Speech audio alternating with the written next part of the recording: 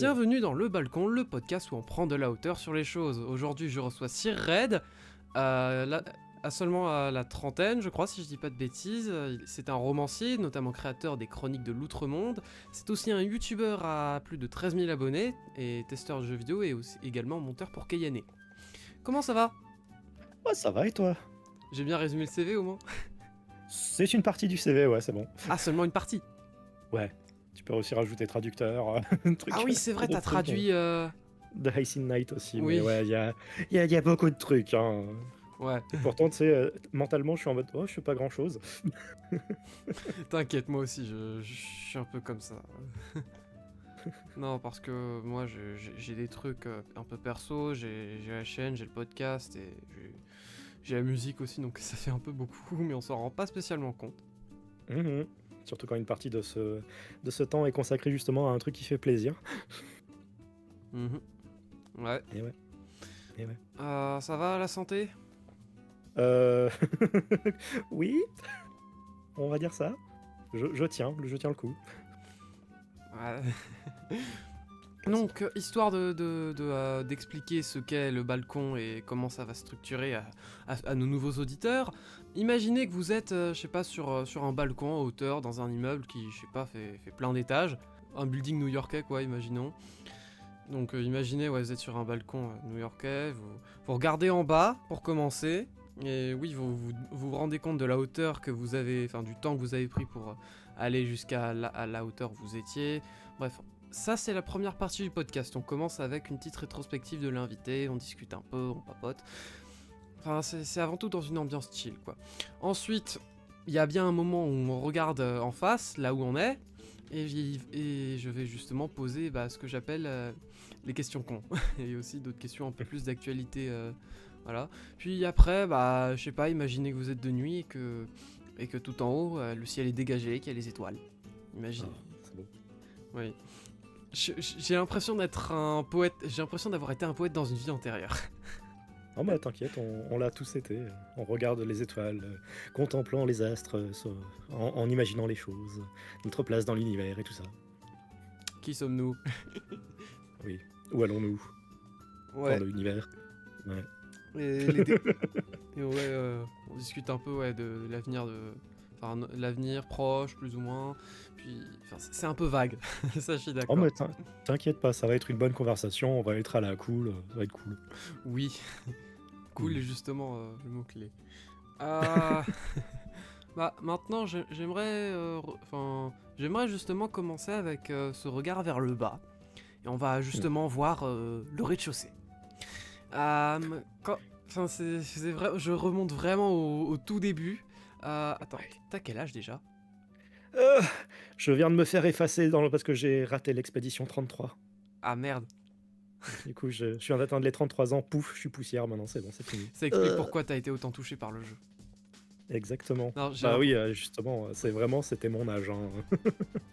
Ouais, j'ai un proche qui l'a fait, Bon, ce proche-là, il a pas l'âge non plus, mais il y a quand même eu des séquelles. Ouais, j'imagine. Et cette personne m'a vivement recommandé de pas le faire. Mm. Pour l'instant. Parce que c'est trop émotionnellement fort, j'imagine. Ou alors c'est parce qu'il pense que tu n'as pas l'âge. Je pense surtout que c'est ça. Mais c'est vrai qu'avec l'âge, du coup, on vit des trucs et c'est vrai que ça peut toucher plus facilement, surtout si on est dans la catégorie concernée. Ouais, après, t'es dans la catégorie de Maël, donc ça peut passer, je pense. De Maël. Oui, Maël. On va dire tu es bébou. Oui. tu es bébou. Et, je suis un peu plus vieux qu'elle quand même. Oui, j'imagine. Mais bon, disons qu'il y a cette idée que tu peux aussi te placer déjà à son niveau. Et l'histoire a pas mal de points de lecture là-dessus. Et puis, tu auras un autre point de lecture, je pense, 10 ans plus tard et tout. Oui. Et je pense que quand j'arriverai dans l'âge des antagonistes, je serai en mode... Ouais, ça va être dur. Je vais éviter de me spoil davantage. Non, t'inquiète. Ouais.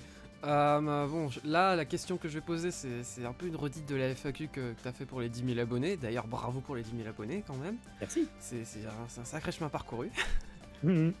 Ça cool. Quand est-ce que t'as commencé à jouer aux jeux vidéo? Ouf, du coup, c'était à mes 5 ou 6 ans, avec la Game Boy que j'avais reçue, et puis avec Super Mario Land 1 et 2. Ah ouais, les Et deux. ouais, bah en fait, en gros, c'était une sorte de pack. Donc, t'avais la boîte avec la Game Boy. T'avais une sacoche que j'ai gardée pendant quasi 20 ans avant de devoir la jeter parce qu'elle avait moisi.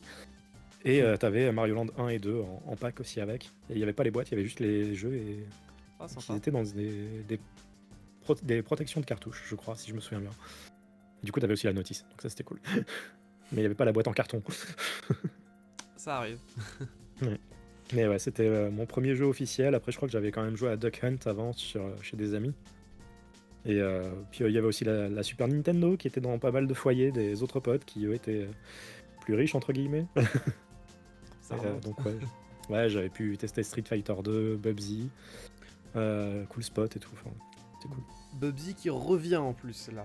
Ouais, bah là il revient au moment où on enregistre, on est le dimanche 7 et ouais, il revient le 9. Et Ah oui. avec la compilation. Et Ouais, il y a aussi Bubsy 4D bientôt. ouais, j'ai pensé à Bubsy 4D, mais la compile, oui, c'est vrai, il y a... Mhm. Ouais, c'est... Avec Bubsy 3D qui est remanié au stick analogique. Heureusement. Oui, même si je sens que du coup les gens vont dire c'était pas si difficile. Ouais. Ouais, donc du coup, bah, concernant ce que t'as dit là à propos de Mario Land et puis Pokémon, bah en fait, c'était quoi, disons, le vrai deuxième crush, entre guillemets, jeu vidéo que t'as eu pour ça? Bah en vrai, ouais, le deuxième crush était quand même Pokémon en vrai. Parce que forcément j'avais grandi avec la toute première génération au moment où c'est sorti. Et j'ai vraiment sombré à 100% dans la Pokémania. Genre, imagine à l'époque. En gros, vraiment c'était tout le monde était à fond dans Pokémon. T'avais des interdictions dans les cours de récré pour les cartes Pokémon parce que t'avais des vols et trucs comme ça. Ça allait C'était si loin? bah ouais, en fait, en gros, ils interdisaient justement les trucs qui étaient sujets à controverse, entre guillemets. Et le truc, c'est que ouais, les cartes Pokémon, t'en avais des gens qui essayaient de voler les cartes des autres ou qui faisaient des échanges défavorables. Enfin, tout le monde essayait de savoir. Donc, je crois que justement, j'ai perdu ma carte Dracofeu comme ça. Ah. Ouais, ouais, t'avais mal. Ouais, ouais, je me souviens, j'ai un pote qui avait une carte, je sais plus, Dracofeu ultra rare ou quelque chose du genre. Il l'avait laissé dans une poche de pantalon. Hop là, bye bye, machine à laver. Non. Terrible. Ouais, Ouais. ça arrive. Mhm. Ouais, puis bah en fait, j'ai jamais été si fan de Pokémon, mais bah disons que j'ai eu ma phase quoi. Bon, Mhm. le seul jeu que j'ai terminé c'est Pokémon Soleil. Pokémon Oui. Y, je suis toujours à, je sais plus, enfin je me suis arrêté à la 5ème arène, je suis pas allé plus loin. Mhm. Mhm. Épée et bouclier, j'ai lâché après la première arène, j'en avais marre, puis Ouais. puis après j'ai tenté, Legends Arceus m'a tenté, mais Ouais. voilà. Et Non, ouais, franchement, puis il est bon, chouette. ouais. C'était pas moi le fan de Pokémon dans la famille, hein. Ouais, d'accord. Ouais, on a des cartes, enfin, tu vois à peu près les collections de la 7ème génération ou pas? Pas vraiment, parce que les cartes, en fait, je ne suis pas trop intéressé. Ouais. Disons que je fais juste de la collecte de jolies cartes, mais pas de manière compétitive, et c'est vraiment revenu qu'il y a 2-3 ans, quoi. Ouais, bah, y a en fait, lors de la 7ème génération, il y avait ce qu'on appelait les cartes fantômes, genre c'était des cartes fluorescentes un peu qui sont un peu rares. Oh. Et genre, je me souviens, genre, une fois, genre, on avait acheté un booster enfin, j'avais acheté un booster chez un marchand de journaux. Ouais, c'était un booster Mm. chacun ou un truc du genre. Et puis, genre, dans le mien, il y avait genre une carte de ce genre. Stylé. Sachant qu'à l'époque, ça devait coûter 150 balles la carte fantôme sur le marché. Ouais. Ouais, je crois on en a une bonne dizaine. Eh ben, voilà, en plus, ça doit coter maintenant. Ouais. Nice. Bon, T'as t'as ton plan de secours si jamais tu galères. ouais. Ouais, et d'ailleurs, ouais. Bon, là, je reviens un peu sur les questions, mais enfin, comme t'as grandi un peu dans les années 2000, tu vois, il y a, enfin, ouais, au vu des années 2000, là, ce que je vois en image, c'est ouais, faut être mature, faut Oui. aimer les trucs de, voilà. Faut aimer les trucs dark. Les trucs dark et matures et sombres. Oui. Oui, oui, c'était vrai. Ouais, mais en soi, je sais pas, j'ai envie de dire que cette époque-là, c'était un peu l'adolescence de la société, enfin de la Ah, culture. c'est un peu ça, hein. C'est littéralement ça. En fait, j'ai l'impression que bah, du coup, dans les années 80, tu sais, t'avais tous les dessins animés style Transformers et tout ça. Mhm. Et en fait, t'as comme l'impression que toute une génération a vraiment vécu avec ces trucs-là. Et forcément, bah, elle a grandi au début des années 2000, elle était adolescente et début adulte. Et bon, bah, du coup, il y a eu ce qui est arrivé en septembre 2001, qui a fait que t'as la société de manière générale qui a basculé dans le fait de se dire c'est fini les trucs rigolos et tout, il faut passer en mode sérieux parce que là, le monde, non, il faut vraiment passer en mode sérieux. Ouais, mais C'est vraiment très bizarre. comment tu l'as vécu d'ailleurs, toi? Comment dire? Bah, en fait, le truc, c'est que j'avais 9 ans à ce moment-là. Donc, je l'ai pas non plus tant enfin, j'ai vécu mon enfance normalement, en vrai. Oui. C'est juste que quand est arrivé, justement, tous les jeux dark et tout, justement, vers la moitié des années 2000, bah, là, j'ai commencé vraiment à être adolescent et bah, j'étais à fond. J'étais à fond là-dedans. Ouais, t'étais C'est, du genre à écouter My Chemical Romance, quoi. pas non plus, mais merde, comment ça s'appelait? Evanescence et tout ça, Ouais, d'ailleurs, heu, je ouais. suis un peu fan d'Evanescence, mais ouais, je me suis un peu renseigné sur leur histoire et en fait, là, tu vois, là, leur premier album, La Fallen, avec Bring Me to Mmh. Life et tout leur hit. Mmh mh. Bah, en fait, le label les a forcés à avoir, l'image gothique un peu, voilà quoi. Ah bah, c'était la mode à l'époque, comme dirait Homer, Justement. le grand-père Simpson. Ouais. Ouais, ouais, C'était la mode à l'époque. c'était la mode à l'époque. Tu le Mais fais mieux que moi. ouais, ouais. C'est l'habitude aussi, le fait d'être vieux, t'as la meilleure voix de vieux après. Oui. Mais ouais, après, en fait, bah, tu sens qu'il y avait pas mal de groupes justement qui se sont adaptés un peu à ça. Par exemple, genre, c'est un exemple qui va parler vraiment aux adolescents de cette période-là, mais Tokyo Hotel, c'était pareil, c'était vraiment plongé à 100% dans le mood gothique emo de l'époque. C'était un groupe allemand Je qui faisait connais, des t'inquiète chansons. pas. Mais ouais, du coup, c'était, ils étaient à fond aussi parce qu'il y avait le Visual Kei au Japon qui explosait à ce moment-là, donc Ouais, puis il y avait aussi ouais. des groupes de néo-metal, genre Clémo, tout ça, à l'époque. Mmh, mmh. Mais ouais, du coup, c'était assez marrant comme période. Surtout qu'en plus, quand t'es ado, t'as aussi cette envie d'être rebelle et tout. Je te raconte une anecdote qui est marrante. Du coup, je suis à moitié anglais. Donc, je passais mes étés en Angleterre. Et là-bas, en fait, les règles sont plus strictes, enfin, elles étaient ou elles le sont encore, concernant l'achat de jeux vidéo et aussi de magazines. Et en fait, le truc, c'est qu'à chaque fois que je voulais acheter un jeu vidéo, bah, forcément, c'était un truc 16+, 18+, et j'avais pas l'âge. Et du coup, j'étais obligé de passer par ma grand-mère pour qu'elle achète les trucs. Parce que du coup, t'avais le caissier qui était en mode c'est pour ce petit bonhomme là Elle fait oui, oui, bah, vous inquiétez pas, j'assume. Du coup, il fait ok. Du coup, il passait le truc. Les magazines PlayStation et parfois certains magazines Nintendo étaient interdits aux moins de 18 ans. Hein? Ouais. Parce que ça parlait genre de jeux comme Manhunt ou justement des jeux un peu matures. Les magazines PlayStation en Angleterre, il se passait pas un mois sans qu'il y ait au moins une personne qui soit quasiment à poil dans le magazine. Enfin, c'était n'importe quoi. C'est vraiment l'ère adolescente du jeu vidéo. Ouais. C'était particulier. Enfin, de la culture en général, je dirais. Oui, oui, oui. Mais du coup, ouais, c'est comme ça que j'avais chopé mon Prince of Persia 2, l'âme du guerrier en Angleterre, et que du coup j'avais dû demander à mes parents de l'acheter pour moi. Hmm. Parce qu'il y avait du sang et des fesses et tout. Ah, terrible. Moi, je vais paraître un peu comme là le jeune gamin là, mais le vrai premier jeu un peu mature tout ça auquel j'ai touché, c'était Persona 5. Ah ouais. Ok. Et quand je l'ai fait, genre j'avais 14 ans. Bah, en soi, Persona 5, je trouve pas qu'il soit si dévergondé Le que ça, on premier va palais dire. quand même. Oui, mais c'est pas.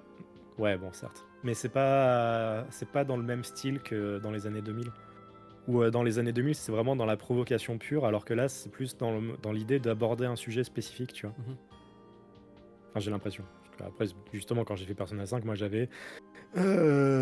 C'était sorti en 2020, j'avais 28 ans. Donc, donc ouais. Je me souviens, j'avais un membre de ma famille qui voulait absolument faire Persona 5 parce que cette personne avait vu que le jeu était très bien, tout ça, bref. Genre, je me souviens, cette personne a une PS4 et le jeu, Mm. mais genre l'import Persona 5 de base qui vient de, je sais plus, d'Amérique ou je sais plus quoi. Sûrement des US, ouais. Ouais. Quoique je suis pas sûr, c'était Peggy en plus, ouais, c'était Peggy 16, donc... Ah. ouais, il y avait le Peggy sur la boîte, donc c'était probablement... Peut-être l'Angleterre ou l'Allemagne. il y avait pas des versions françaises un peu rares? Bah, en fait, la version française est arrivée.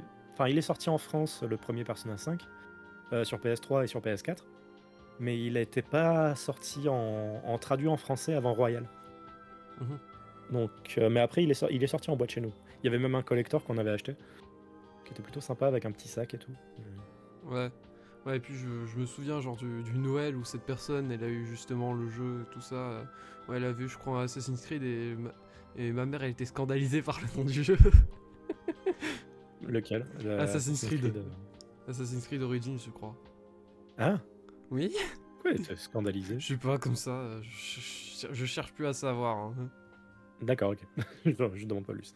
Après, bon, elle m'a déjà vu jouer à Persona 4, donc Hmm.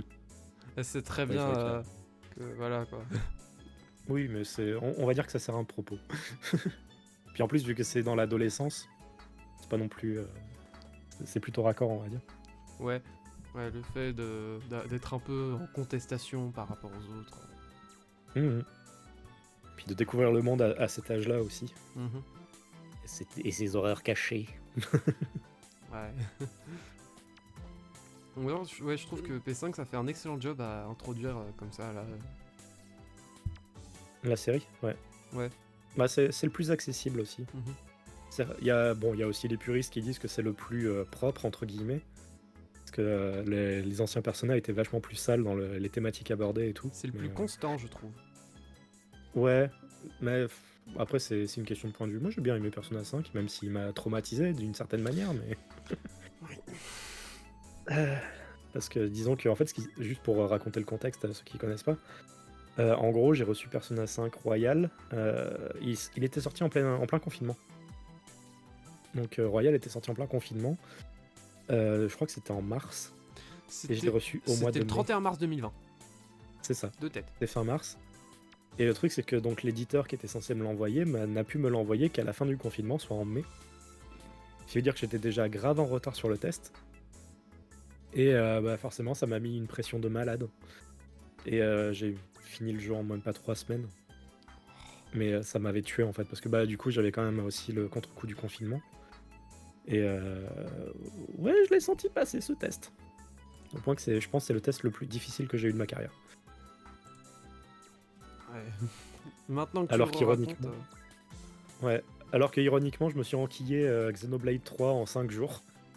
Alors qu'il était quasiment aussi long. Mais celui-là, il m'a pas traumatisé bizarrement. Hmm. Il est plus un peu on, déçu. on reparlera de Xenoblade un peu plus tard parce que j'ai des choses à dire. Mais Oh. on va revenir un peu à ce que j'avais prévu. En fait, tu vois, enfin, tu parles pas beaucoup de ce que t'as fait en post-bac. Parce que oui, t'es testeur, tout ça, t'as fait plein de trucs. Bref, c'est comme quoi, c'est pas les études sup qui font une carrière en truc. Non. Ouais. C'est la chance. Ouais. Non, la chance, c'est aussi le travail quand même, parce que t'as bossé. Ouais, mais c'est aussi beaucoup la chance. Donc, qu'as-tu fait en post-bac? Alors, en post-bac. Donc, une fois que j'avais le bac, je me suis dit, tiens, je vais faire en licence d'anglais-japonais. Parce que bah forcément, je me suis dit, peut-être que si j'apprends le japonais, je pourrais obtenir des opportunités ou des trucs comme ça, ou juste parce que j'avais envie d'apprendre le japonais parce que je regardais des animés.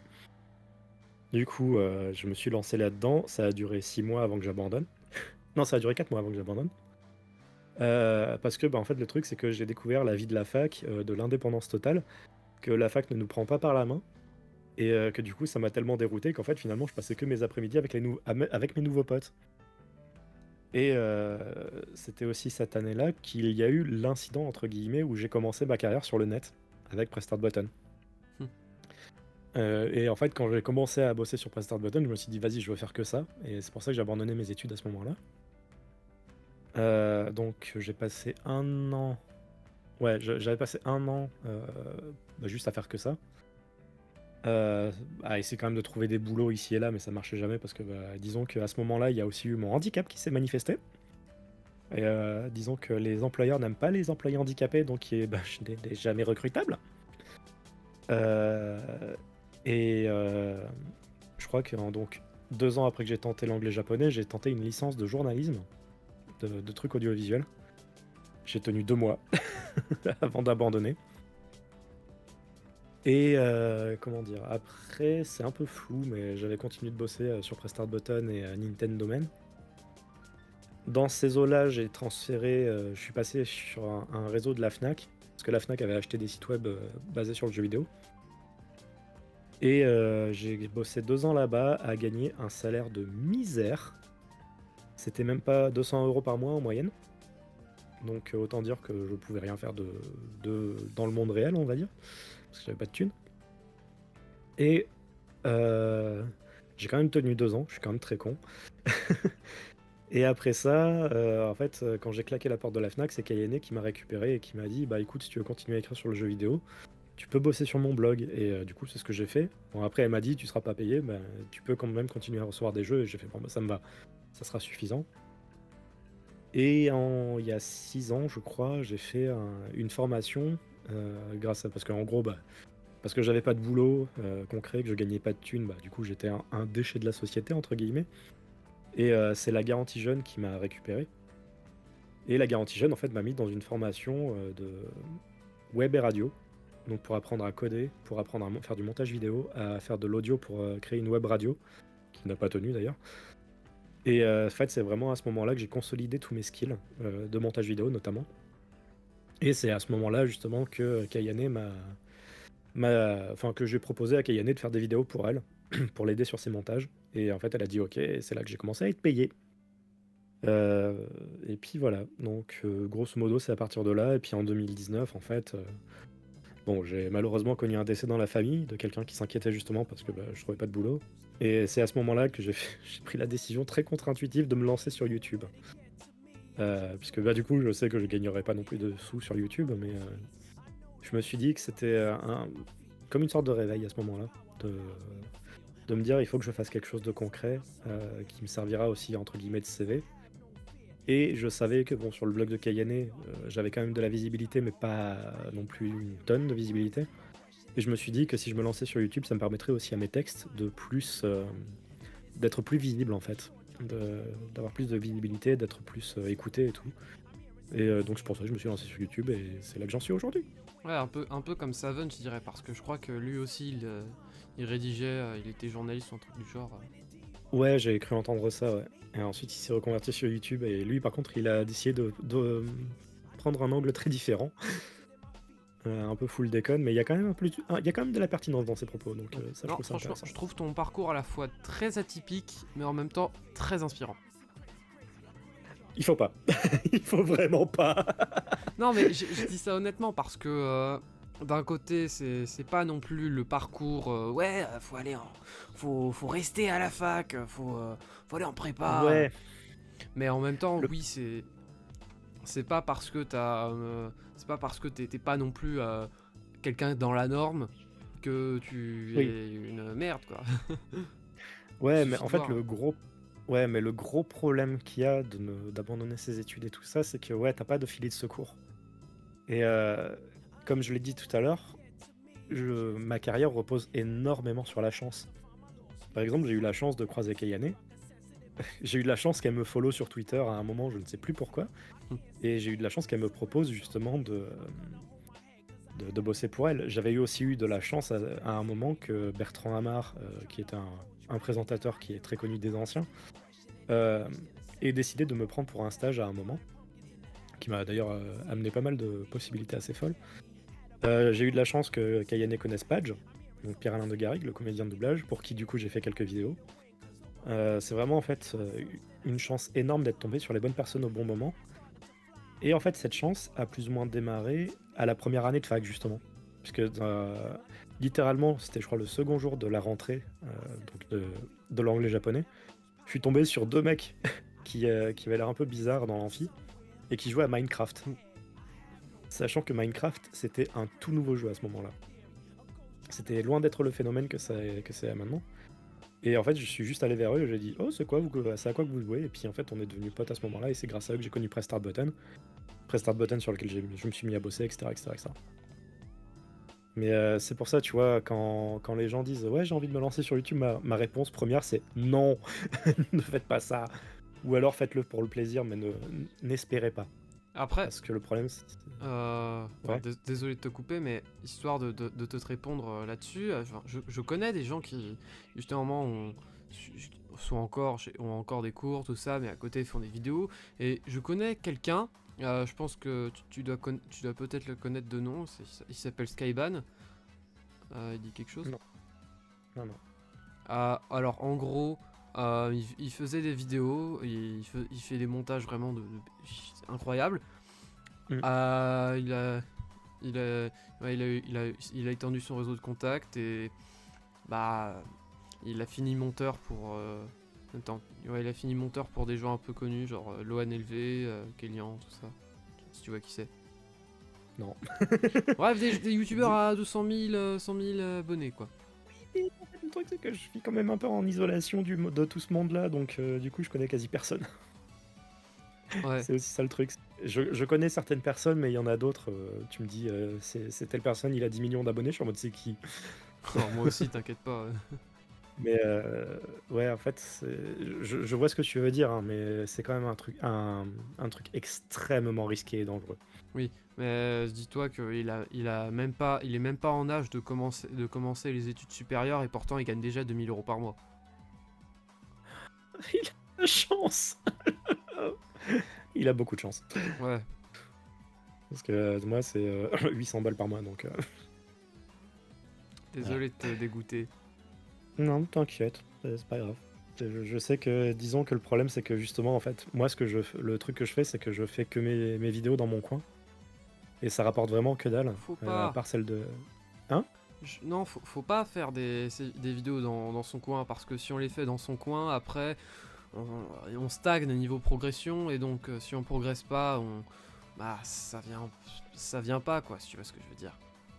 Oui, je sais, bah justement, c'est pour ça que je n'ai pas 10 000 je n'ai pas 100 000 abonnés encore. Tu les auras.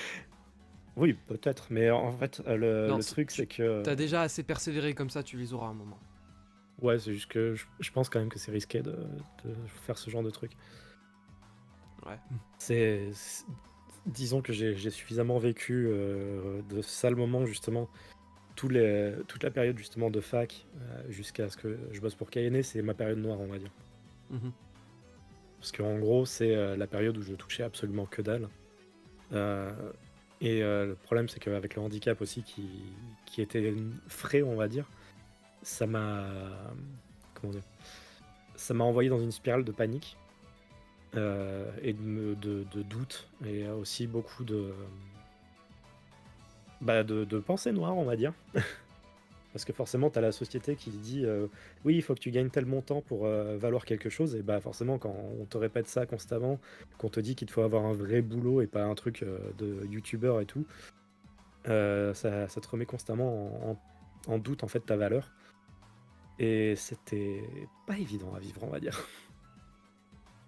Mais c'est pour ça justement que je préfère, tu vois, éviter de donner des espoirs aux jeunes qui voudraient se lancer là-dedans, dans l'idée que ça va être compliqué, ça va être extrêmement compliqué de vivre, parce que c'est un milieu extrêmement fermé avec très peu de vainqueurs, entre guillemets. Donc c'est pour ça en fait que mon conseil, c'est généralement d'éviter de se lancer là-dedans si on se lance là-dedans à fond.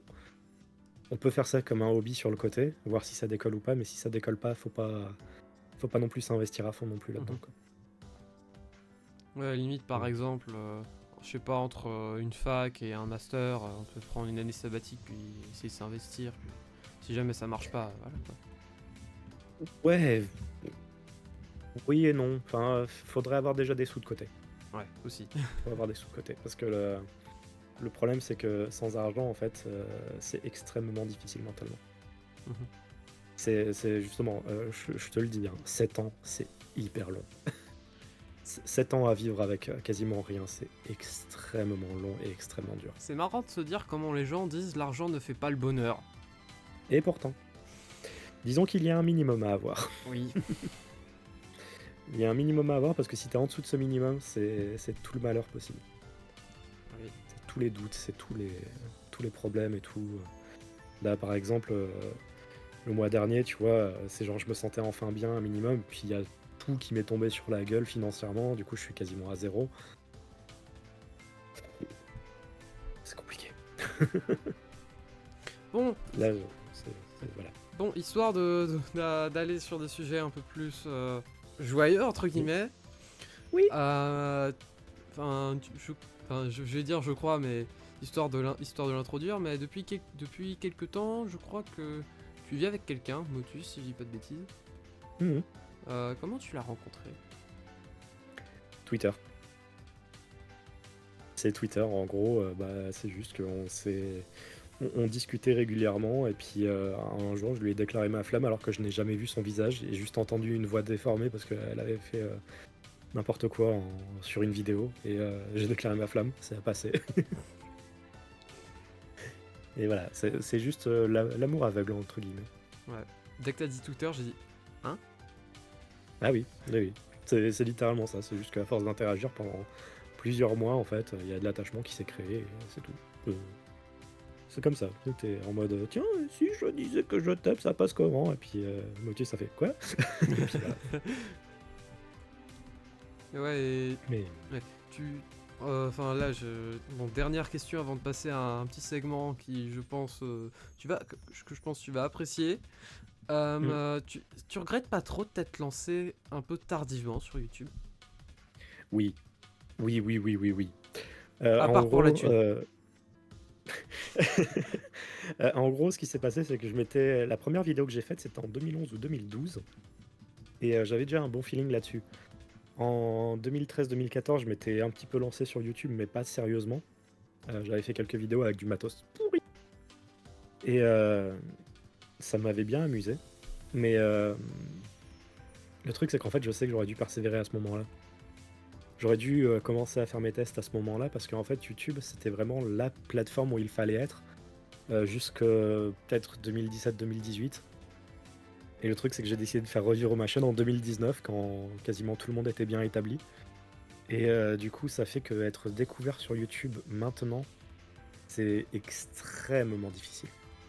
Il faut avoir le soutien, en fait, des bonnes personnes, des personnes qui sont déjà connues, pour espérer décoller, ou alors faire un truc que je n'aime pas du tout, faire des vidéos controversées. Genre faire des vidéos du style tel truc est woke, juste pour tu sais, attirer la fureur des gens, et faire du clickbait de con et des trucs comme ça. Enfin, c'est les deux seuls moyens d'évoluer, c'est soit d'avoir des bons potes, soit soit de ne pas avoir d'éthique.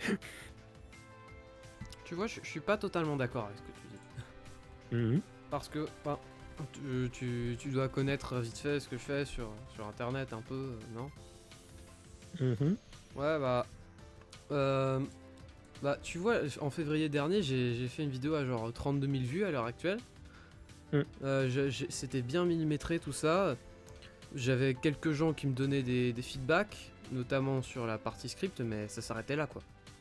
Mhm. Ouais, j'avais un format, j'avais un sujet, tout ça. Et en soi, si je continuais sur cette lancée, tu vois, je pense que j'aurais pu justement, j'allais dire, contrecarrer ta vision, quoi. C'est possible, c'est possible. Disons qu'il y a aussi bon, le facteur chance d'avoir la vidéo qui est bien vue à ce moment-là. Et après, il faut savoir rebondir là-dessus, c'est sûr. C'est pas Parce que je sais que j'avais... c'est pas totalement une histoire de chance, parce que il y a toujours un moyen de maximiser ses vues et des trucs du genre, parce que une bonne minia, ça aide avec le taux de clic, avec le taux de clic accouplé à un bon taux de rétention, ça marche. Oui, mais ça reste quand même de la chance. Ouais, non. Je sais que, par exemple, j'ai eu une vidéo qui a explosé à plus de 50 000 vues, justement. Parce que j'ai joué selon les règles de YouTube, entre guillemets, avec une miniature propre et un titre classique. La meilleure Mais bande-annonce de Nintendo. exactement, celle-là. Et mais c'est voilà, c'est vrai qu'il y a aussi quand même la partie un peu clickbait qu'il faut maîtriser.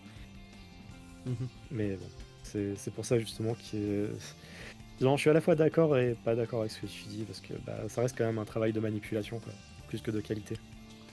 La qualité, Parce ça que joue aussi. oui, la qualité joue, bien évidemment. Mais au départ, il faut quand même trouver la manipulation, parce que tu peux faire autant de vidéos de qualité que tu veux, si tu ne manipules pas le viewer pour qu'il regarde ta vidéo en premier lieu, ça va pas décoller non plus. Mhm. Tu vois ce que je veux dire? Oui, mais après, C'est... si par exemple une vidéo est super mais que la miniature est pas mauvaise, forcément que ça va être recommandé. Oui, c'est sûr, c'est sûr. Mais disons qu'il y a toujours ce facteur de savoir jouer selon les règles de YouTube aussi, quoi. Mhm. Plus que la qualité du travail. C'est assez terrible ce que je dis. Ouais.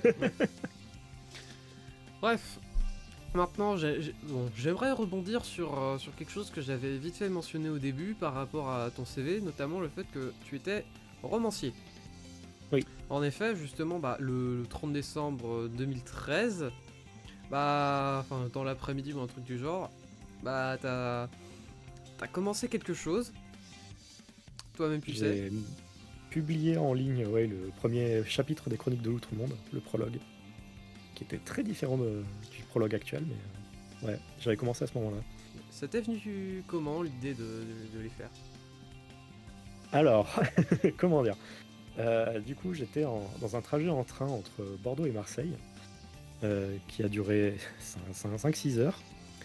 Et à ce moment-là, j'ai eu un jeu de mots en tête qui était complètement con, c'était l'Outre-Monde. Je me suis dit, tiens, un monde avec des loutres. Et en fait, bah, durant ces 5-6 heures, j'ai littéralement eu une explosion d'idées. J'ai vraiment tout qui m'est venu en tête à ce moment-là. J'ai commencé à poser les bases du monde, les différents clans et tout. Enfin, j'ai vraiment fait du world building de fou pendant ces 6 heures. Et ensuite, pendant 9 mois, j'ai continué à peaufiner la formule. J'ai commencé à créer les personnages et tout. J'ai aussi décidé de faire un mash-up entre deux idées d'histoire, parce qu'il y avait l'Outre-Monde et il y avait aussi les multiples vies de Léo Davis. Et les multiples vies de Léo Davis, en fait, c'était une histoire qui se déroulait littéralement dans notre monde, où un garçon avait des pouvoirs temporels, et c'était littéralement juste la vie de quelqu'un qui avait des pouvoirs temporels. Ironiquement, c'est sorti enfin, cette idée est arrivée 1 an avant Life is Strange. Mais du coup, j'ai décidé de faire le mash-up des deux, parce que c'est venu très naturellement. Parce que je me suis dit, quand Léo va obtenir ses pouvoirs, peut-être qu'il pourrait être maudit, être transformé en renard, et c'est pour ça qu'il irait dans l'Outre-Monde. Et du coup, c'est comme ça que les deux idées se sont mélangées en une seule histoire. Et ensuite, donc d'avril à... Je crois que c'était avril à janvier, du coup, j'ai juste fait que du world building. Et j'ai commencé à écrire en décembre. Donc c'est comme ça que c'est passé. Et puis ensuite, le truc, c'est que je me suis dit, je vais publier un bout de chapitre par jour ou par semaine. Et c'est aussi pour ça qu'il y a beaucoup de gens, quand ils le lisent, ils le trouvent vachement addictif, parce qu'il y a beaucoup de points, en fait, où tu veux en savoir plus. Et c'est né, en fait, de cette structure épisodique, où tu avais vraiment, en fait, des micro-épisodes de quelques paragraphes qui se terminaient toujours sur un petit cliffhanger. Et en fait, bah, à chaque fois, tu avais le lecteur qui voulait continuer à lire parce qu'il était intrigué. Oui, il y a aussi le fait de laisser des indices un peu comme ça. Et d'ailleurs, ce qui est drôle, c'est que de mon côté, moi, à chaque fois que j'ai des explosions d'idées, c'est toujours vers 1h, 2h du matin. C'est très chiant, je sais. C'est pour ça que j'ai toujours un carnet à côté de mon lit, comme ça je note tout. C'est Je pas veux une bonne rien idée, ça. oublier. C'est Sauf vraiment qu'après, pas une je bonne pars dans un cercle vicieux et du coup, parfois, je sais plus, ça m'est déjà arrivé, genre, enfin, je commence à noter des idées à 23h, il est 2h du matin, j'ai rempli 3-4 pages. T'inquiète, j'ai connu ça. Quand j'étais à fond dans l'écriture du tome 1 et du tome 2, ouf, j'en ai connu des nuits compliquées. Vive les insomnies. C'était compliqué. Mais bon, à ce moment-là, j'avais tout le temps du monde, donc ça a aidé. Ouais. D'ailleurs, comme tu parlais de lecteur en soi, comme c'était sur un blog, si je dis pas de bêtises, non? Ouais. Ouais. Et que je sais que tu veux encore les publier. Non, ouais. C'était quoi ta pire anecdote avec un éditeur? Alors, il y en a deux. Enfin, il y en a une, c'est le rédac chef, enfin le patron des moutons électriques qui m'a envoyé chier direct. Puis en gros, j'étais allé à un événement où il était là. Je suis allé le voir pour dire bonjour, j'ai un projet de bouquin. Il m'a envoyé chier direct. Et le second, c'est d'ailleurs les moutons électriques qui ont fait faillite il n'y a pas si longtemps. Qui sait, peut-être qu'ils auraient pu tenir tête avec. Et ouais, s'ils avaient publié l'Outre-Monde, peut-être qu'ils auraient pu avoir un best-seller. Bref, c'est moche, mais je suis revanchard là-dessus. Le second, c'était un autre éditeur qui m'avait dit qu'il avait kiffé le bouquin, mais il voulait pas le publier parce que en fait j'étais un no-name, j'étais personne. Commentaire que j'ai vraiment pris à cœur, hein, puisque du coup je suis devenu youtubeur. Mais ouais, en fait, bon, en gros, son raisonnement était logique, hein. C'était, je proposais une trilogie de bouquins, euh, alors que j'étais personne. Donc, va publier une trilogie de bouquins de quelqu'un qui n'est pas connu de base. C'est quand même un sacré risque. Et il n'était pas prêt à prendre ce risque. Mhm. Mais, un truc très drôle qu'il avait mis dans le même mail, c'était un commentaire qui me fait toujours marrer. Il m'a dit, par contre, je suis vraiment pas sûr qu'un adolescent connaisse Xenogears. Parce que du coup, bah forcément, j'ai mis toutes mes inspirations et toutes mes... Enfin, je me suis mis dans le bouquin, tu vois, parce que Léo, techniquement, c'est une facette de ma personnalité. Et forcément, Léo est fan de rétro gaming, donc il est intéressé par Xenogears. Et du coup, il y a l'éditeur qui a tiqué là-dessus, il a fait je suis pas sûr. J'ai fait bah si, c'est possible quand même. Oui. Enfin, c'est un peu égocentrique, mais je suis l'exception à la règle. Hmm. On se connaît. Moi, je suis tombé dans les Xeno il y a l'année dernière, donc voilà. Hmm. Enfin, Mais techniquement, ouais, ça, techniquement j'ai tous les jeux. Le 3, je l'ai pas fait. Le 2, je l'ai fait cet été. Hmm. Et franchement, bah, le 2 en soi, j'ai trouvé très bien, mais je sais pas, le scénario il me fait trop penser à un shonen d'animé bien cliché. C'est pour ça que je l'ai bien aimé. C'est pour ça que c'est mon préféré. Parce que, en fait, ce qui est marrant, c'est que justement, quand j'ai fait Xenoblade 2, j'ai retrouvé beaucoup de points communs avec l'Outre-Monde. Et notamment son optimisme. Parce que, justement, en fait, j'avais envie de faire une œuvre qui est optimiste. Et Xenoblade 2 avait exactement cet optimisme que j'ai essayé de retranscrire. Et je pense que c'est pour ça que je l'ai vraiment kiffé, en fait. Ouais, Solato Robo aussi. Exactement. Et Xenoblade 2, c'est littéralement Solato Robo 2. Hein. En termes de scénario, c'est la même chose. Donc, mais Solato Robo, qui a été aussi une source d'inspiration pour l'Outre-Monde, mais pour une autre raison. Parce que, bah, en fait, Solato Robo, ils avaient passé 10 ans à faire du world building. Mhm. Et justement, quand j'ai commencé à concevoir l'Outre-Monde, en fait, j'avais toujours en tête le fait qu'il fallait que je mette autant de taf dans la création de mon monde que ce que CyberConnect 2 avait fait pour Solato Robo. Et du coup, ouais, ça m'avait bien motivé aussi à ce moment-là. Ouais. De créer le monde le plus complet possible, qui paraisse le plus vivant aussi. Ça me fait penser un peu enfin, j'allais dire à Cyprien, notamment dans le fait que, bah ouais, pour un premier film, c'est trop ambitieux. Alors faites des autres films avant, avec un plus petit budget, s'il vous plaît. Ah, c'est ce qu'il avait eu comme retour. Ouais, il l'avait dit dans sa FAQ là en juin dernier où il disait ouais, enfin j'ai proposé mon film à Gaumont, ils ont dit que c'était trop ambitieux. Pourtant j'ai storyboardé, j'avais dit que, enfin j'avais prévu Louane, Philippe Catherine, des trucs du genre. Ouais. Et ouais, ils ont dit que c'était trop ambitieux pour de la fiction. Ouais. Et donc Et ils après, lui ont il demandé s'étonne que les d'écrire. gens vont pas au ciné, quoi. Ouais. Et après, les gens s'étonnent qu'il y ait que des comédies. Mhm. Qu'est-ce qu'on a toujours fait au bon Dieu? Mhm. Si les studios veulent pas aussi prendre de risques, on va nulle part. Moi, parmi les rares films qui m'intéressent, il y a les films de Quentin Dupieux. Ah, lui, il a carte blanche parce qu'il a un petit budget à chaque fois. C'est vrai. Il fait des films avec 3 bouts de ficelle, du coup on le laisse faire. C'est tellement vrai. L'autre jour, j'ai regardé le deuxième acte, il y a genre 10 000 plans séquences. Ça a dû être une galère à tourner. Tu m'étonnes. D'ailleurs, t'avais vu la série Adolescence sur Netflix? J'en ai entendu parler, mais non, pas encore vu. Ah, les mecs, ils sont des dieux du plan séquence. Chaque épisode, c'est un plan séquence quasi ininterrompu. Bon, il y a des cuts, bien sûr, mais Ah ouais. tu les sens pas. Ah ouais. Et du coup, c'est 50 minutes de plan séquence à chaque fois. C'est ouf. Mais ouais, justement, concernant l'édition de l'Outre-Monde, je sais pas, t'as pas un peu peur que quand tu pourras quand tu publieras, ce qui arrivera, ça j'en doute pas, t'as pas un peu peur qu'on se dise, oui, c'est le premier roman de machin, qui est notamment machin. Bah, en vrai, techniquement, si ça devient un argument marketing, pourquoi pas, hein. En vrai, je me dis, bon, s'il faut ça pour motiver les gens à se pencher dessus, pourquoi pas. D'ailleurs, j'ai aussi eu une réponse d'un autre éditeur là cette semaine qui m'a envoyé chier. Ah. C'est assez particulier. Et en gros, il m'a dit, enfin, parce qu'il m'avait fait des retours déjà il y a 10 ans, il m'a dit la syntaxe est pas bonne. Du coup, je suis un peu, faudrait que je corrige ça, mais en gros, ça faisait trop amateur dans l'écriture. Ouais. Et donc, t'as eu d'autres idées de romans ou d'œuvres de fiction même par l'outre-monde? Bah, en soi, oui et non. Bah, quasiment tous, en fait, se déroulent dans le même multivers, en fait. Donc, il y aura des points communs. C'est un peu comme Terry Pratchett et le Disque Monde, où chaque bouquin est dans le même monde, en gros. Bon, ce sera pas forcément que dans l'outre-monde, mais il y aura toujours quelques points communs. J'ai envie de dire que J'en Xenoblade ai... aussi. Désolé de Oui, t'avoir coupé. oui, dans le sens où il y a ça aussi. Il y a de ça. C'est un peu comme dans cette idée-là, ouais.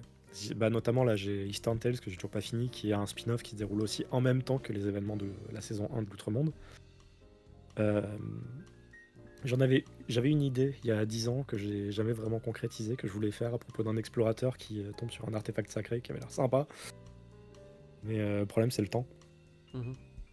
C'est le temps d'écrire, malheureusement, est de plus en plus restreint, donc avec un peu de chance, peut-être l'an prochain. Pourquoi pas? Mais bon. Et oui, après, Mais c'est après, juste une question d'optimisation. oui, c'est sûr. Mais il faudrait aussi que les éditeurs se calment sur les sorties de jeux, hein. Je pense que Oui. dès que la Ludocalypse sera passée, si jamais ça enchaîne pas direct. Pardon, je viens d'avoir le ok. Ouais. Ok. Niveau Ludocalypse, dès que ce sera terminé, si ça enchaîne pas direct, t'auras du temps. Bah là, de toute façon, ce qui est bien, c'est que l'an prochain, il y a GTA 6 qui sort. Et ça veut dire que durant le mois de mai, s'il n'est pas repoussé, il y aura absolument que dalle. Vacances! C'est ça, je vais peut-être en profiter pour prendre des vacances à ce moment-là. Mais ouais, enfin, le truc, c'est que j'ai aussi 3 milliards de trucs à faire à côté, donc c'est toujours compliqué. Parce que j'ai toujours la traduction de The Hazy Knight à finir, donc ça fait 8 ans que je suis dessus. C'est dire à quel point c'est compliqué. Je vais peut-être l'essayer, je pense. Ah, il est très Il chouette. y a pas une Il démo est très gratuite? très chouette. Si, avec les 2 premiers chapitres traduits gratuitement en français. Ah bah let's go alors. Ouais, t'auras quelques heures de jeu déjà. Chapitres 3, 4 et 5 qui sont les derniers, qui sont mastoc aussi. C'est aussi pour ça que ça met autant de temps. Et le pire, c'est que j'ai promis du coup à son créateur que j'aurais fini la traduction du chapitre 4 ce mois-ci, fin du mois. C'est mal parti. C'est très mal parti. C'est très très mal parti. Bon, je vais quand même croiser les doigts pour essayer de trouver un temps libre la semaine prochaine ou dans 2 semaines. Pour essayer de bourriner. J'espère. Bon, ça va encore ou pas? Oui. On essaye. Tu mouilles ta brosse à dents avant ou après le dentifrice? Avant. Moi je mouille pas. Oh, c'est hardcore. Le lait, tu le mets avant ou après les céréales? Après, Moi c'est simple, je mets pas de lait. ça marche aussi, mais le truc c'est que c'est trop sec, c'est trop poudreux. Oui. Ça me défonce la gorge après. Donc. Ouais, il y en a qui mettent de l'eau. Oui. Ça c'est quand j'ai rien sous la main, des fois j'en mets aussi. Ouais, c'est simple, je mange pas de céréales. Ça marche aussi, c'est plus simple. Ça va, la santé? C'est plus sain sûrement aussi. Je pense que tu devrais te poser la question à quelqu'un d'autre. C'est justement pour ça que c'est une question con. Oui, je sais. Désolé de... Je veux dormir. Ça va, De là manière générale, t'as hein, pas aujourd'hui. quasiment fini Demon X Machina, alors on parle. Ouais, mais j'ai reçu un second jeu dans la même heure que Demon Ex Machina. Ah oui, c'est vrai, merde. Et ensuite, je devrais en recevoir probablement 3 autres cette semaine. Oh putain. Ah ouais. Ah, c'est pour ça que, justement, quand je dis que je suis fatigué, c'est pas pour rien. Ah ouais. Ouais. Compliqué. Ouais. Ouais, justement, enfin, là on est en plein dedans. Comment tu gères même les ludocalypses là comme ça? Difficilement. En gros, en fait, concrètement, ce qui se passe, c'est quand je reçois un jeu, j'essaie de le mettre en priorité. En fait, c'est une question d'organisation, mais vraiment, c'est strict. C'est extrêmement strict. Au point, des fois, que je suis frustré quand il y a un événement imprévu parce que je sais que ça me défonce mon emploi du temps. Des fois, je vis à la minute près, en fait, pendant les Ludocalypse. C'est de telle heure à telle heure, je joue, de telle heure à telle heure, je vais faire mes courses, de telle heure à telle heure, je mange. De telle heure à telle heure, je continue de jouer. Ensuite, j'écris le texte, je fais le montage et je passe direct sur le jeu suivant. Je fais exactement la même chose, et ainsi de suite, et ainsi de suite, et ainsi de suite. Il y a très très peu de temps de repos à ce moment-là. C'est extrêmement dur. Ouais. Et je dois avouer que ça a mené à 2 ou 3 burn-out à certaines années, quand ça devenait trop. Et je crains que malheureusement cette année, ça risque d'être le cas en novembre, mais on Début verra. 2024. Début 2024, ouais, Tekken c'était... 8. Non, ça Il y a allait. eu Tekken 8. Persona 3 Reload. Ah oui, oui, oui. Apollo Justice et cette ornée Un peu trilogie. justice. Ouais. Atelier Atelier Another Risa Code 2. Recollection. Ouais, il y avait Euh, Grand Blue Fantasy Versus, non? ah, bah, je sais pas pourquoi je l'ai pas tant ressenti que ça, mais je pense que c'était aussi parce que j'avais été plus malin que les années précédentes Oui. et que j'avais vraiment choisi mes cibles. Ouais, Parce que quand j'ai vu Ace Attorney, j'ai dit non. Quand j'avais vu... Enfin ouais, j'ai évité les gros jeux. J'ai surtout privilégié les jeux que je savais que je pouvais boucler en 10 heures. mhm. Ouais, là, Daemon X C'est- Machina, un peu comme le premier, ça finit en 15 heures, quoi. Bah là, je suis à 1 heure de la fin, j'y ai joué concrètement 9-10 heures, mais après j'ai vraiment ignoré beaucoup de contenu annexe.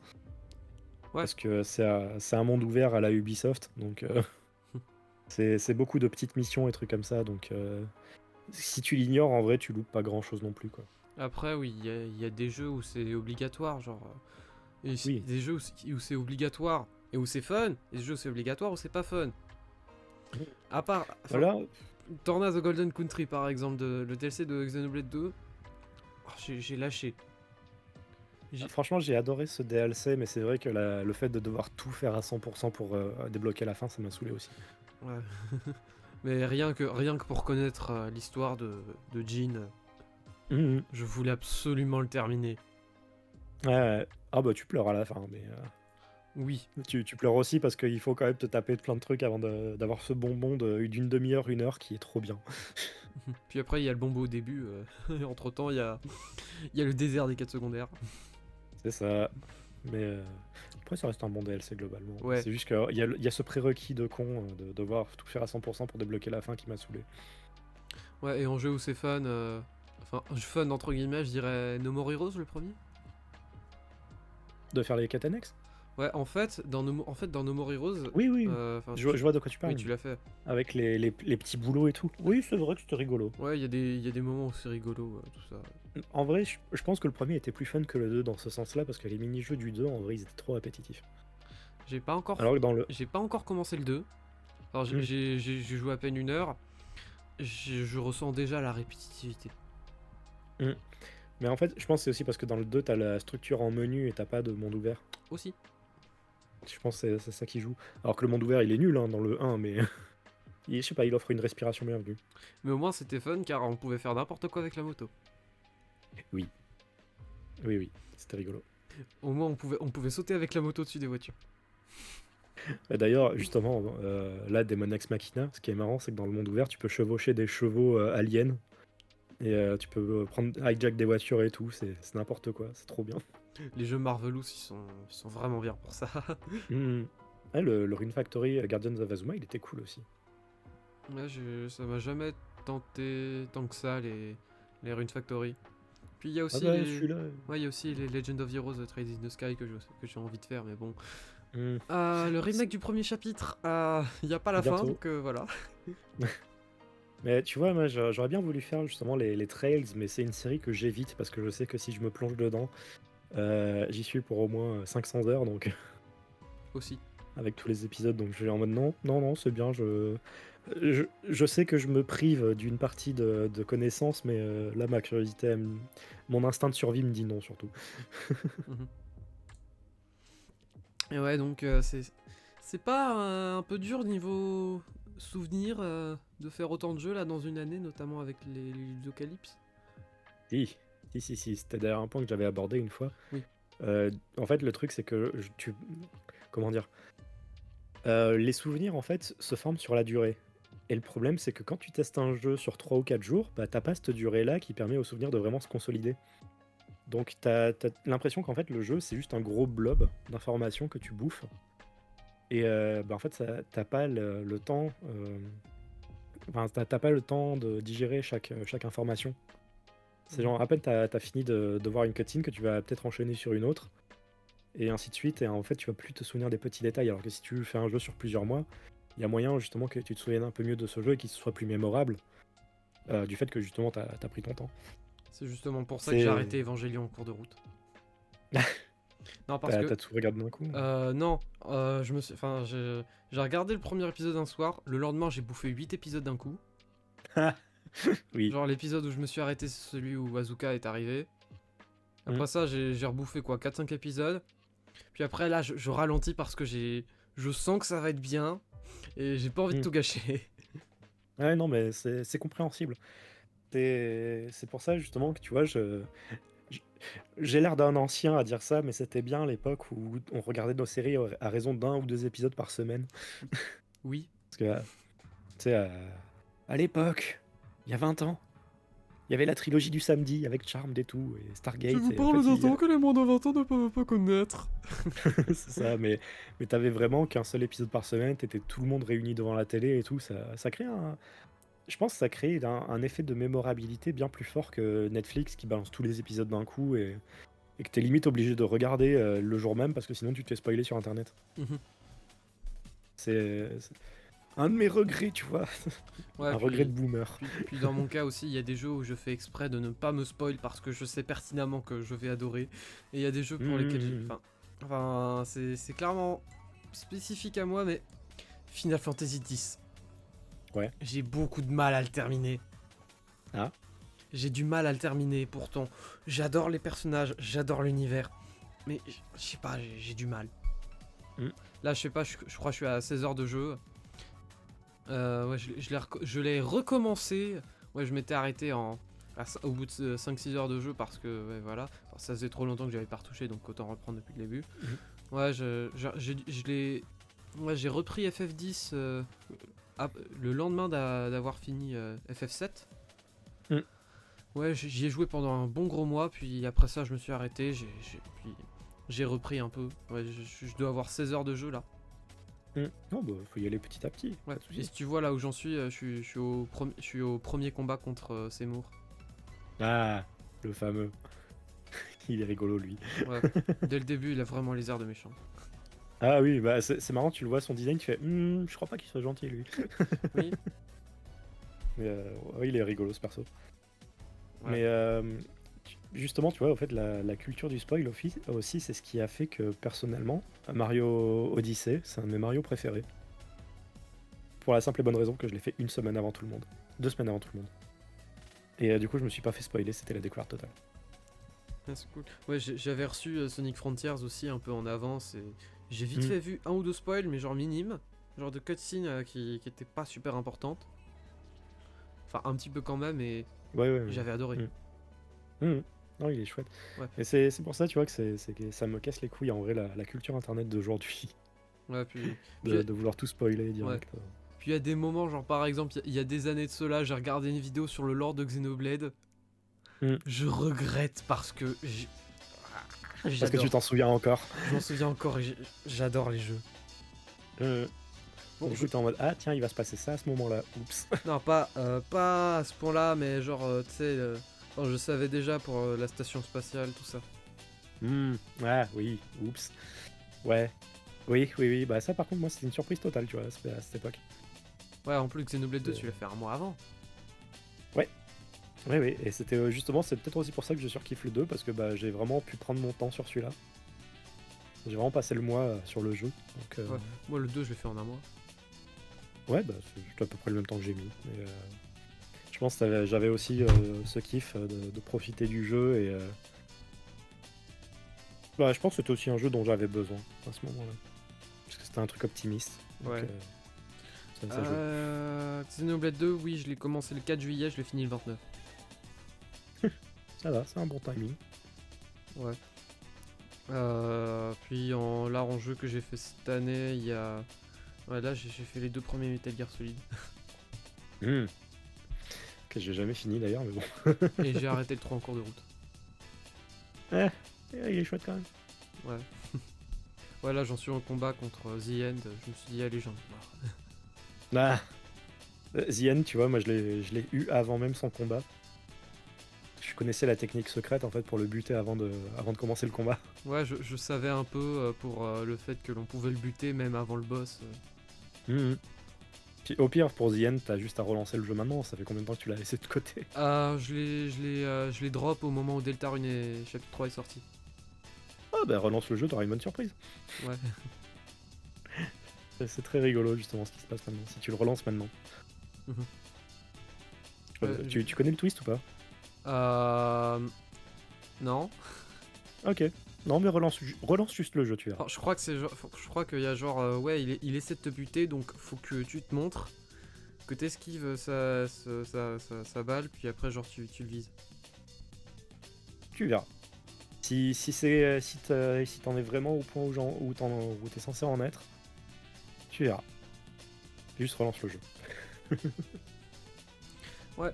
Donc là, on s'est regardé en face, on a un peu discuté là comme ça tranquille. Et donc là, je te propose de... Enfin, je reprends ce que j'ai dit au début, mais imagine t'es genre... imagine t'es sur un balcon là, genre de nuit, le ciel est dégagé, tout ça, t'as les étoiles.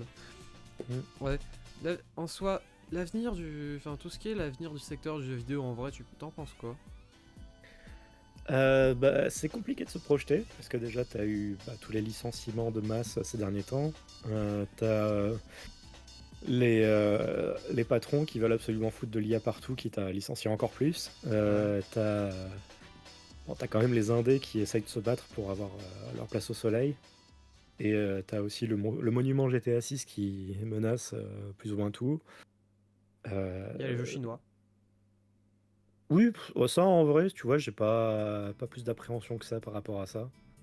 Je pense que ça ajoutera justement plus de diversité Ouais, en fait, j'ai l'impression que au secteur. Black Myth Wukong, c'est un peu le Genshin Impact des jeux solo. Genre, c'est le premier jeu chinois de ce genre à arriver sur le territoire, et il y en aura plein qui arriveront après. Genre, Oui, t'as déjà Fallen Feathers Wuchang qui est sorti récemment. T'as le nouveau Black Myth qui sortira sûrement d'ici 2-3 ans. Bon, en vrai, oui. Le seul truc que je kiffe un peu moins par rapport au marché chinois, en vrai, c'est juste le fait que t'as certains studios qui se lancent et qui ferment quasiment d'office. C'est genre, je me rappelle encore une fois de manière très salée le studio qui a fait Visions of Mana, qui était établi par NetEase, donc un studio chinois. Ils ont ouvert un studio au Japon, ils ont sorti Visions of Mana, le jour de la sortie du jeu, le studio a fermé. C'est vraiment pas de bol. Ah non, mais c'est vraiment un move de bâtard parce qu'ils ont vu en fait qu'il n'y avait pas eu assez de précommandes, ils ont fait bon bah le jeu est un bide, allez on casse tout. Mais pourtant le jeu il était excellent. Le jeu est excellent, mais le truc c'est qu'ils se sont dit bah c'est pas rentable donc tant pis. En fait, c'est ça, ils offrent pas assez de chance, on va dire, aux jeunes studios. Parce qu'ils veulent directement des retours financiers. Bah après, c'est comme certains studios américains, tu diras, mais il n'y a pas cette idée de laisser au studio le temps de maturer, quoi. Ouais, genre pas... Si ça marche pas direct, c'est fini. Ouais, genre par exemple Vicarious Visions. Vicarious Visions, il a tenu quand même 20 ans. Oui, Toys for Bob aussi, ils ont... Enfin, ces deux studios-là, ils étaient là depuis vraiment longtemps. Puis t'as genre, vos jeux ils sont pas assez, donc vous allez bosser sur Call of maintenant. Oui, ça, c'est Activision qui est très con et très... comment dire, court-termiste, on va dire. Ne parlons surtout pas de leur PDG. Oui. Bah après, je crois qu'il est pas sorti justement d'Activision maintenant que Microsoft l'a récupéré. Je crois pas, non. Je sais plus. Mais oui, bah après, disons que le problème d'Activision, c'est qu'ils ont eu beaucoup de... Bah ils ont passé 10 ans en fait à faire quasi que du Call of parce qu'ils savaient que c'était ça qui se vendait. Le problème, c'est qu'ils visent pas l'éventualité où ça marchera plus. Là, par exemple, on voit justement Black Ops 7 versus Battlefield 6. Battlefield 6 est bien parti pour lui mettre une rousse. Donc, ouais.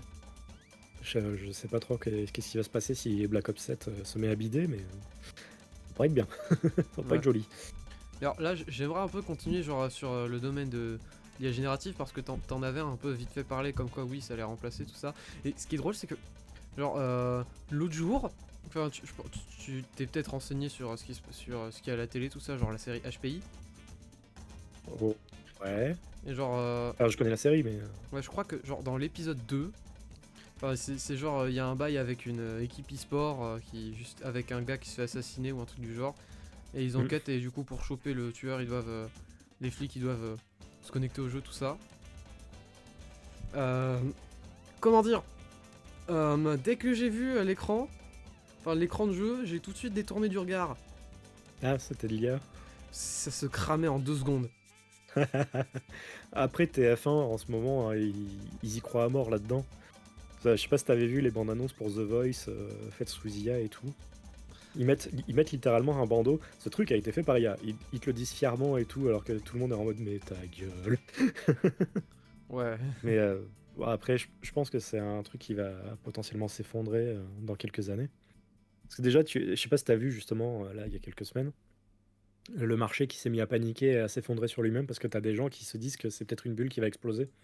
Mhm. Donc en fait, c'est la prophétie autoréalisatrice, quoi. Ouais. C'est genre, ils ont passé des années à se dire ça va marcher, ça va marcher. Du coup, t'as tout le monde qui a investi dedans. Et la seconde où t'as quelqu'un d'influent qui a dit en fait, ça marche peut-être pas. Et là, boum, le truc s'est effondré direct. Ouais. Donc avec un peu de chance, ouais, ça va vraiment finir par s'effondrer. Déjà que je pense que si c'est pas le marché qui va faire ça, c'est sûrement aussi bah, la planète entre guillemets qui va les arrêter. Ouais. Parce que les data centers, ça bouffait énormément d'électricité Et d'eau. et d'eau, oui aussi. Donc Les dès qu'il pays, y aura plus les de pays du ressources, tiers-monde, là, ils vont se transformer en désert. bah oui. Puis t'as même justement aussi là où ils installent des data centers dans les pays développés entre guillemets, entre très gros guillemets. Oui, bah c'est aussi le bordel. Hein. Tous les voisins des data centers se plaignent. Hein. Mhm. En fait, Moi, ça m'étonnerait pas que ça. ce que je trouve dommage avec l'IA générative, c'est que genre on veut tout automatiser, et pourtant il y a des choses que l'on peut pas automatiser parce que c'est plus un travail artistique. Oui, puis de toute façon, en vrai, la supervision humaine sera toujours meilleure dans tous les cas. Oui, par exemple, j'aimerais bien, et enfin je trouve ça très bien qu'il y ait un outil d'assistance basé sur l'intelligence artificielle dans Photoshop. Comme ça permet justement, je sais pas, de détourer plus efficacement les images. Ça Bon, c'est très bien. bah, Mais pour générer, ça, tu non. vois. En vrai, tu vois, je trouve que ces outils-là, ça sert juste à gagner 10 secondes. Parce que si t'as le talent, en vrai, sur Photoshop, tu fais la même chose que l'IA, mais peut-être en juste un tout petit peu plus de temps, mais tu fais ça déjà plus proprement. Oui, c'est plus une histoire d'optimisation et en fait, Ouais, faut voir avant tout si vraiment si ça a vraiment des répercussions sur la planète, faudra juste optimiser ça, puis voilà. bah moi je dis faut juste s'en débarrasser, mais c'est mon point de vue. Ouais, non, c'est comme l'électricité quand c'est apparu. Ouais, non, mais moi, tu vois, le problème, c'est que ça met trop de vie en danger, donc je me dis que ça en vaut pas la peine. Ça met trop de vie en danger, ça fout la planète en vrac. C'est tout ça juste pour s'amuser 3 secondes et éventuellement peut-être gagner 10 secondes de productivité, ça sert à rien. J'ai pas envie de dire qu'il faut refuser le progrès non plus. Moi, je dis que si, quand c'est nécessaire. Oh, on est quand Et même là, dans c'est une société nécessaire. capitaliste.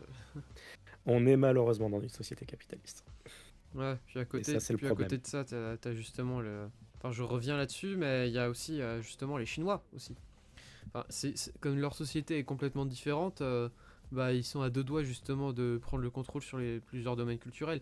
Là, ils ont réussi avec Genshin Impact, ils ont réussi avec Black Myth Wukong. Bientôt, je sais pas, dans 2 3 ans, il va y avoir, je sais pas, un jeu de bagnole qui va marcher, Ouais, mais meilleur que Need est-ce for qu'ils ont Speed. utilisé l'IA pour ces projets? Non, c'est ça qui est encore plus drôle. C'est qu'ils ont juste les talents. Ouais, Ils n'ont pas utilisé l'IA. c'est ça qui est fou. Ouais, ouais. Justement, c'est ça qui est intéressant, c'est que justement, ils montrent juste qu'à force de talent et de bon budget, ça passe tout seul. Il n'y a pas besoin d'IA. Il n'y en a pas besoin. Ouais, il suffit de voir Il faut juste clair-obscur. des personnes talentueuses. Exactement. Exactement. Il y a juste besoin de talent et il y a juste besoin du contrôle humain et c'est bon. Ouais, et bon, parfois, l'argent c'est quand même un peu important parce que, voilà quoi, Oui, on fait pas ça pour rien. le, le truc, c'est que l'argent, c'est important, mais le problème, c'est que l'IA vole les boulots, donc bah, les gens qui sont censés avoir besoin d'argent, ils en ont pas. Mhm. Et ensuite, comment ils font tourner l'économie s'ils n'ont pas d'argent? Ouais. En fait, c'est un problème qui va se résorber de lui-même quand tout le monde va se rendre compte qu'en fait, l'IA est en train de niquer l'économie de puissance 10 000. Parce Oh, qu'en gros, à force de vouloir faire des économies, le problème, c'est que les patrons vont juste avoir des IA incompétentes qui vont faire pas du tout ce qu'il faut. Ils vont avoir besoin de gens pour corriger les erreurs de l'IA. Et le problème, c'est que bah, tous les jobs qui ont été perdus entre-temps, bah, ils vont pas pouvoir trouver d'autres jobs parce que les jobs qu'ils étaient censés occuper sont déjà occupés par l'IA. un peu comme la crise économique de 1929 quoi. Possible. Non, parce que, enfin, ouais, en gros, la crise économique de 1929, grossièrement, il y a des gens qui se sont dit, allez, on va revendre nos actions parce qu'on a des dettes. Sauf que résultat, comme il n'y a plus d'actions, les entreprises, elles ont plus de thunes. Et comme elles ont plus de thunes, il n'y a plus d'emploi. Mhm. Oui, c'est un problème qui s'est bouffé là, qui se mord la queue. Donc, Ouais, mais oui, c'est pour ça, tu vois, que justement, tu vois, tout ce qui est IA, perso, je ne m'en approche pas à 1 kilomètre, tu vois. Parce que je ouais, sais que ça va mal finir. Je sais que ça ouais. va À mal chaque finir. fois que je vois quelqu'un qui l'utilise de manière injustifiée, j'ai juste envie de lui dire, sors ta thune, paye un artiste. Mhm. Il y a Et plein de justement, en plus, talents. Il y a plein de oui, en talents. plus, c'est toujours plaisant de bosser avec des artistes. À Oui, chaque fois, tu as toujours des bonnes interactions. Tu as des idées, justement, qui vont naître juste comme ça, parce que tu as l'artiste qui va avoir une vision qui est un peu différente de la tienne, et du coup, il va proposer quelque chose que tu n'imaginais même pas de base, oui, et que ça va être plus intéressant. ouais, et Par globalement, exemple, les...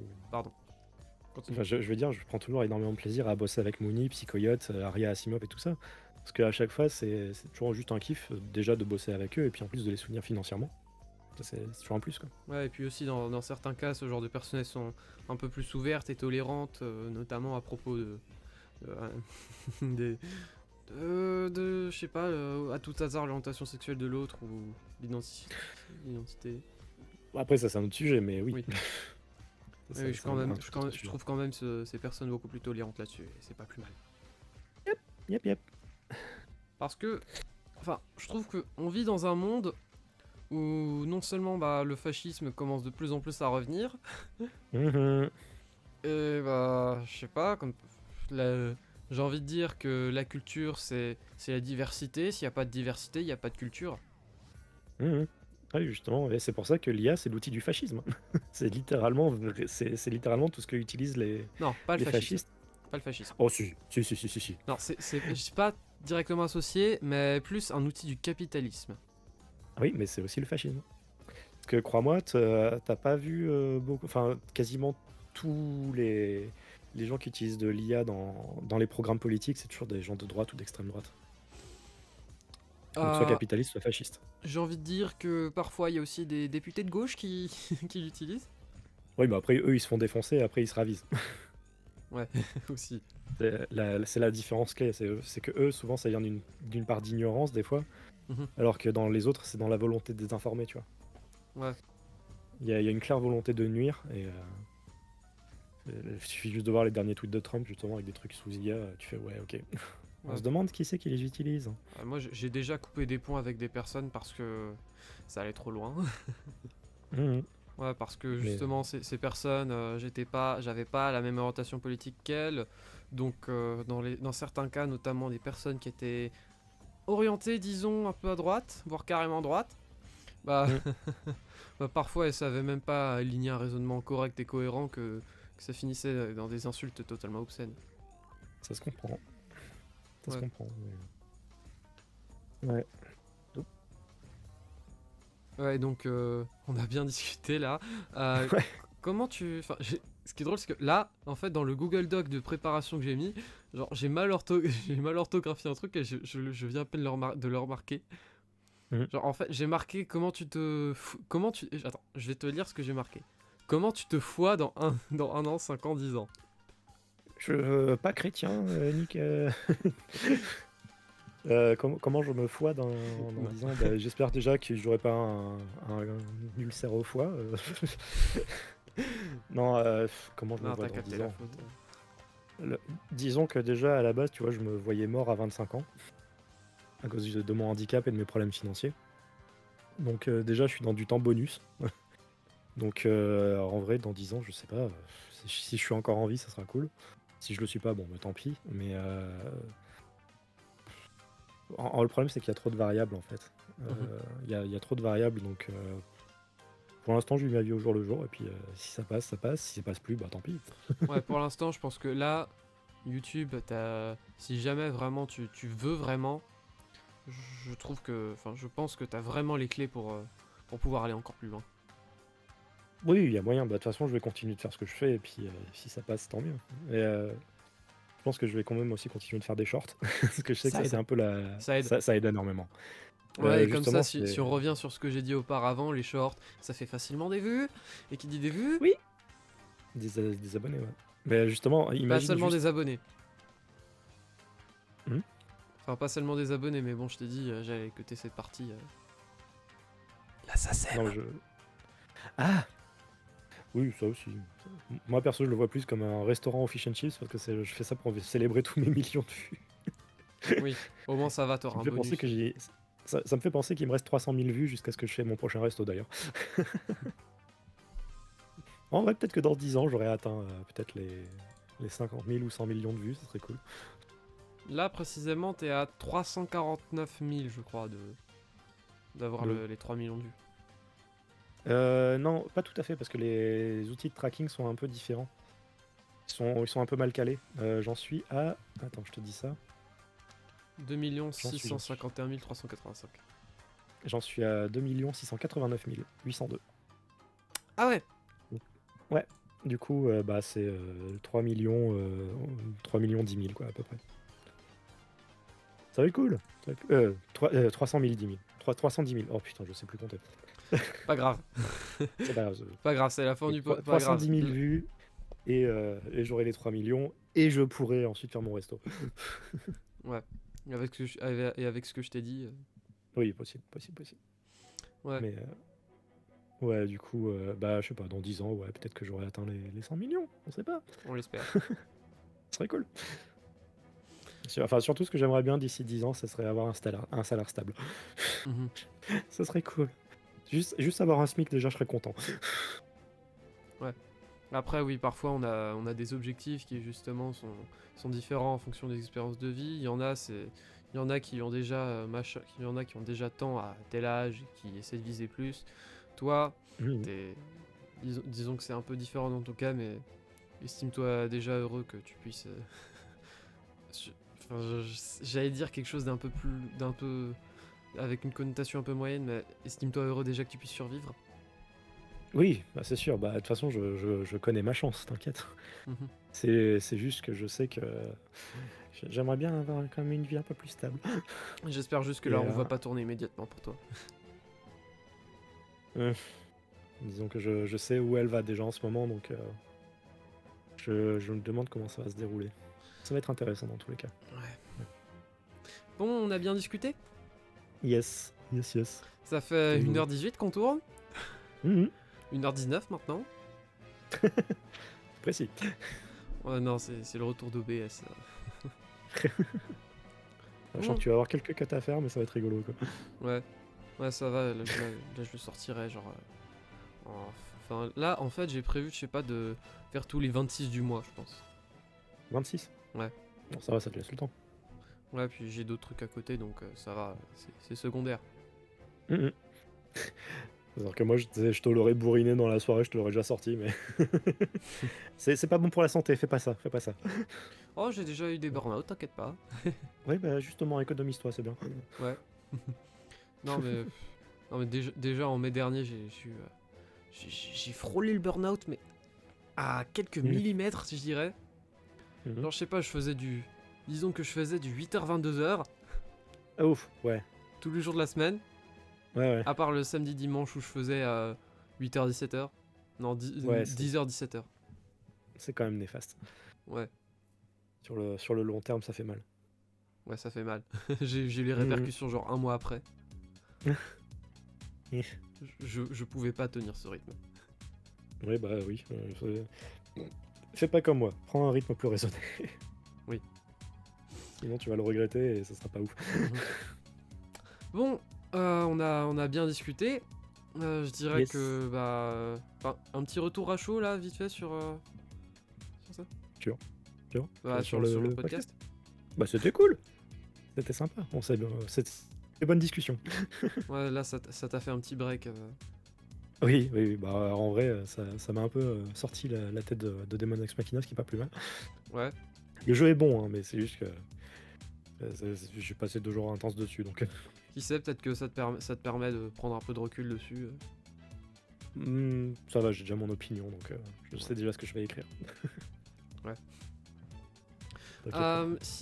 Si vous avez apprécié cet épisode, N'hésitez pas à liker, à partager et à vous abonner au podcast ou à la chaîne secondaire en fonction de la plateforme sur laquelle vous écoutez. Rendez-vous le mois prochain, ou pas peut-être. Enfin, rendez-vous le mois prochain. Hein. J'ai aucune idée de l'invité que je vais recevoir, mais j'ai quand même quelques petites pistes. Ouais, ça se tente toujours. Ouais. Sur ce, merci à Red d'avoir pu se libérer. Avec plaisir. Et sur ce, je vous dis à la prochaine ou au mois prochain. Allez, ciao.